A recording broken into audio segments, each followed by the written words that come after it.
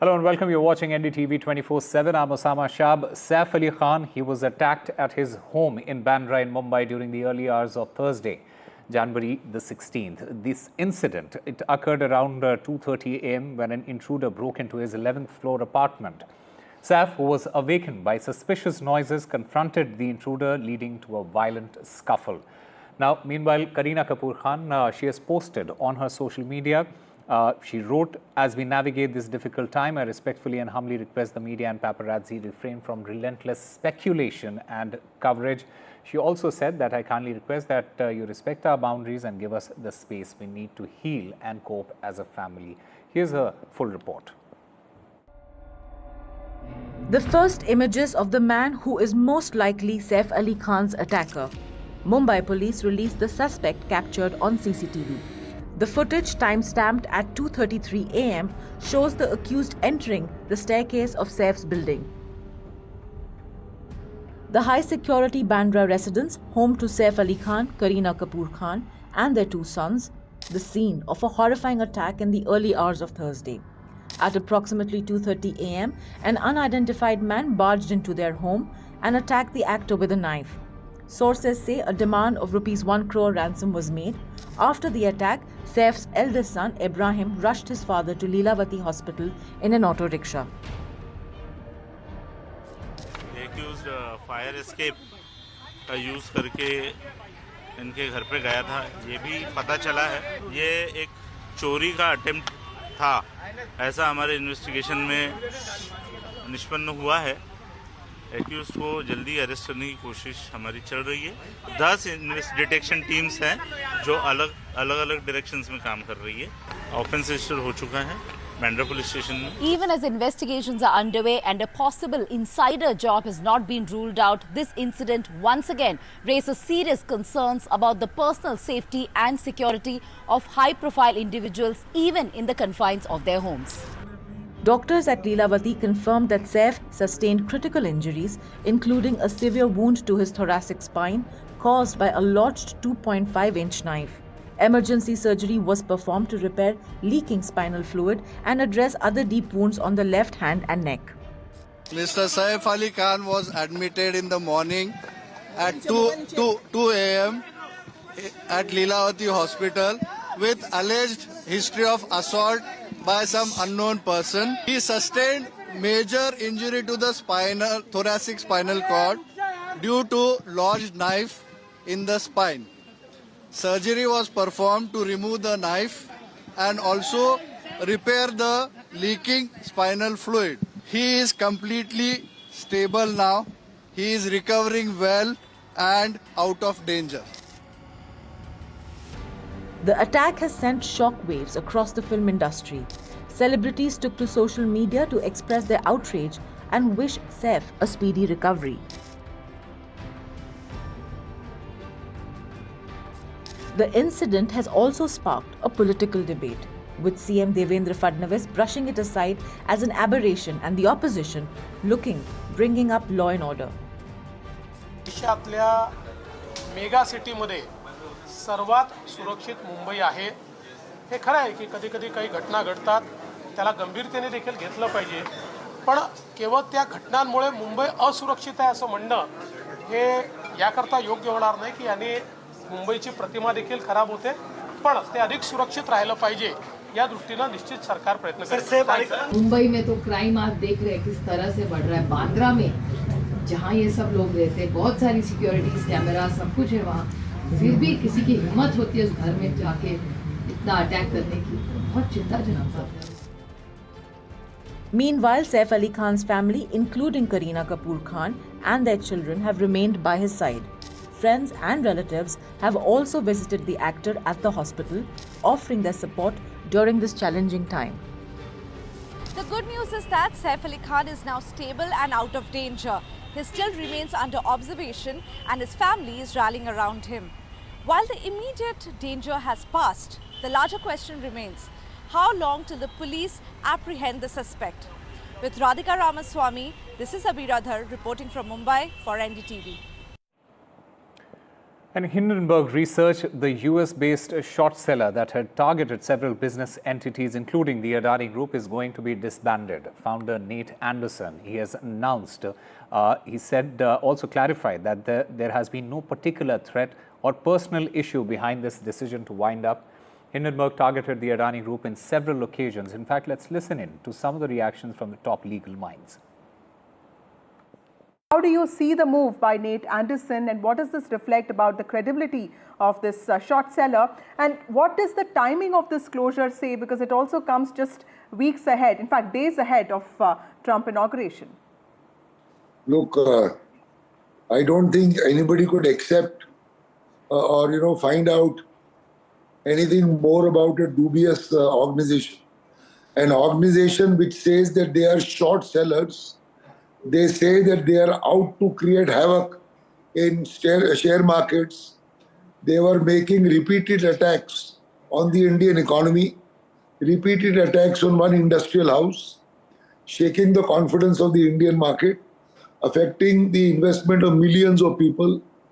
Therefore, a completely bogus organization.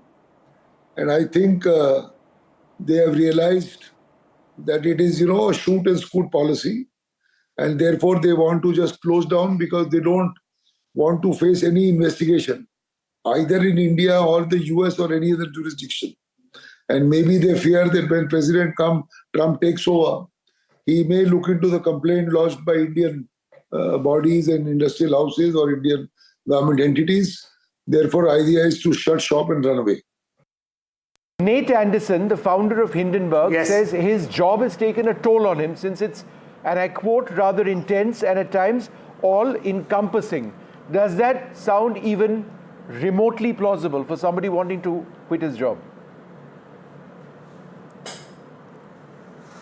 But frankly speaking, I mean, I don't know how old Mr. Anderson is, but the fact of the matter is that, he's not had some sterling results. I think his claim to fame really rests on the Adani hit job which he was part of.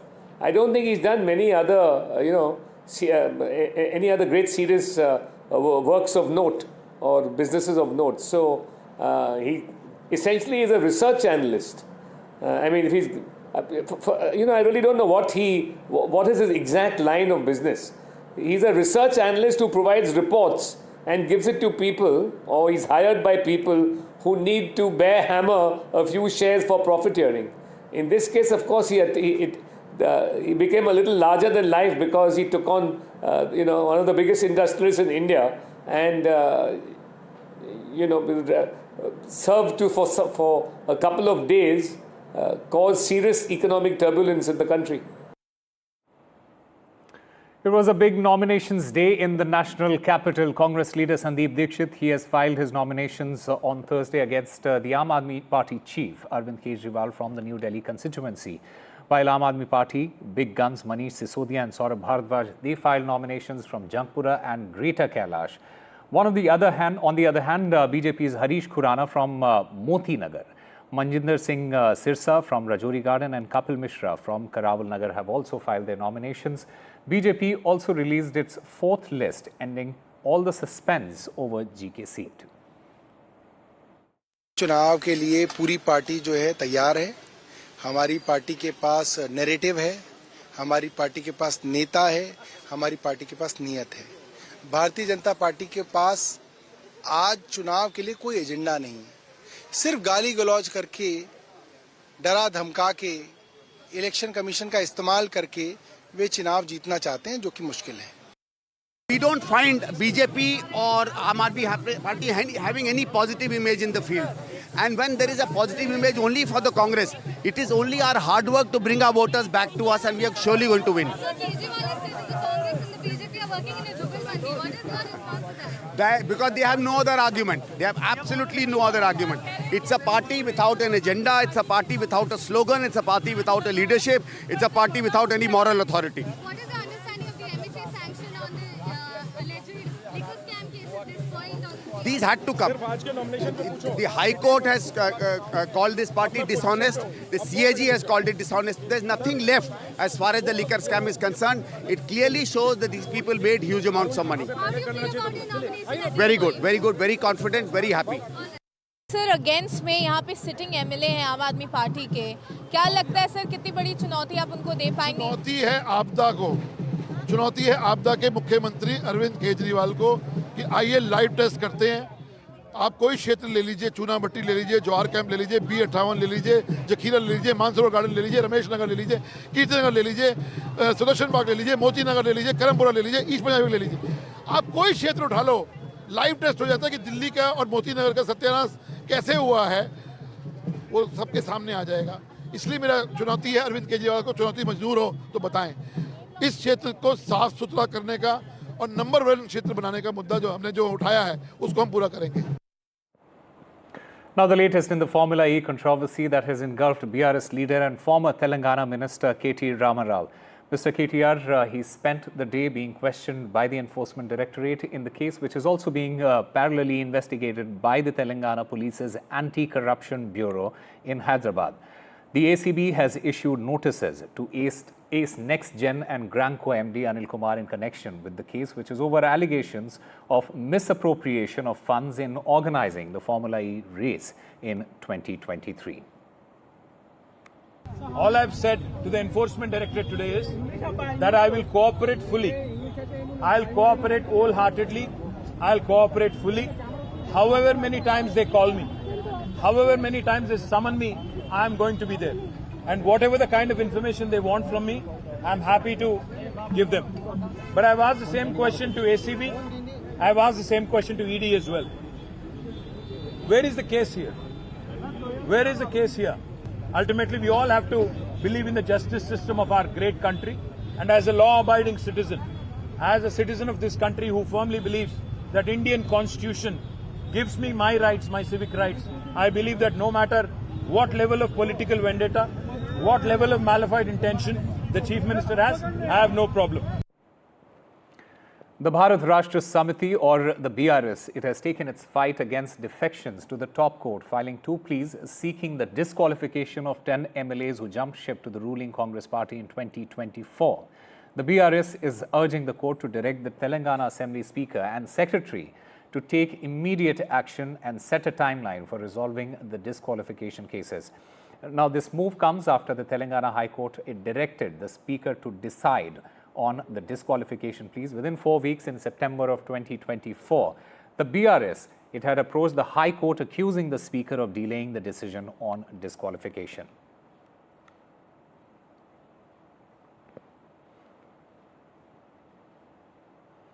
And in response to the coal mine tragedy, the Assam government has ordered a judicial probe and formed a special investigation team to investigate the matter. The state government will also provide an ex gratia of 10 lakh rupees to the kin of victims and 10 lakh to the kin of those who are still missing. কেবিনেটে ৰাজ্যৰ আৰক্ষী সঞ্চালক প্ৰধানক এই গোটেই ঘটনাৰ ফৌজদাৰী অনুসন্ধান কৰিবৰ বাবে ক্ৰিমিনেল ইনকুৱাৰী কৰিবৰ কাৰণে এটা এসআইটি গঠন কৰিবৰ বাবে নিৰ্দেশ দিছে আৰু এই এসআইটিটোৰ কাম-কাজু জাস্টিস অনিমা হাজৰিকা কমিটিয়ে মনিটৰ কৰিব। সাধাৰণতে আমি যেতিয়া এটা এসআইটি কৰো সেই এসআইটিটোৰ কাম-কাজ DGP monitor kore. Welcome back. The government has approved the setting up of the 8th Pay Commission, which is great news for the central government employees. This move aims to revise salaries and allowances for employees and pensioners. The 8th Pay Commission, it will take over from the 7th Pay Commission, which was established in 2016 and will conclude its term in 2026. The new commission's chairman and 2 members will be appointed very soon. And the President of Singapore met Prime Minister Narendra Modi earlier on Thursday. The President's visit is a celebration of India-Singapore comprehensive strategic partnership and works towards strengthening India's Act East policy. The 2 leaders continued their discussions from the recent meeting in Singapore in September of 2024. They reviewed the bilateral partnership and exchanged views on regional and global issues of mutual interest. And Israel and Hamas reached a landmark ceasefire deal Wednesday night to halt the 15-month Gaza war. The ceasefire deal, structured in 3 phases, includes a complete ceasefire, the withdrawal of Israeli forces from Gaza, and the release of hostages. But there seems to be some roadblock. Here's a report.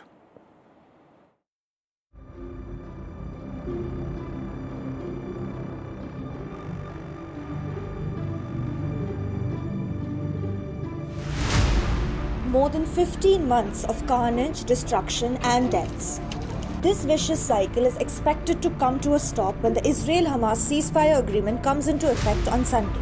After months of stalemate in negotiations, the big announcement was made on Thursday. دولة قطر وجمهورية مصر العربية والولايات المتحدة الأمريكية الإعلان عن نجاح جهود الوساطة المشتركة بوصول طرفي النزاع في قطاع غزة إلى اتفاق بشأن تبادل الأسرى والرهائن والعودة إلى الهدوء المستدام وصولا لوقف دائم لإطلاق النار بين الجانبين. I knew this deal would have to be implemented by the next team, so I told my team to coordinate closely with the incoming team to make sure we're all speaking with the same voice, because that's what American presidents do. The ceasefire and hostages deal is split into 3 phases.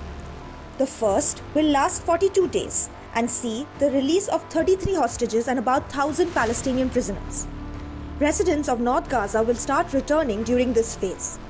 In the second phase, all Israeli male hostages will be released and all IDF forces will be withdrawn from the enclave.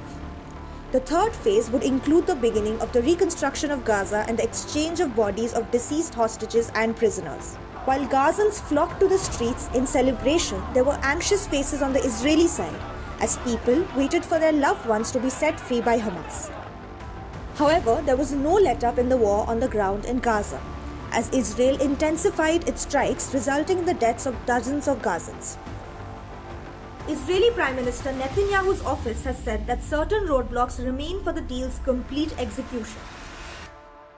As of this morning, the Prime Minister's office has made clear that Hamas have reneged on this hostage release agreement and has created a last-minute crisis in an effort to extort last-minute concessions. After more than 46,000 deaths in Gaza and about 1,700 across the border, the most brutal conflict in West Asia seems to be coming to a close. However, the question that now lingers is how long will peace actually prevail in the region? With Vishal Vivek, Bureau Report for NDTV World.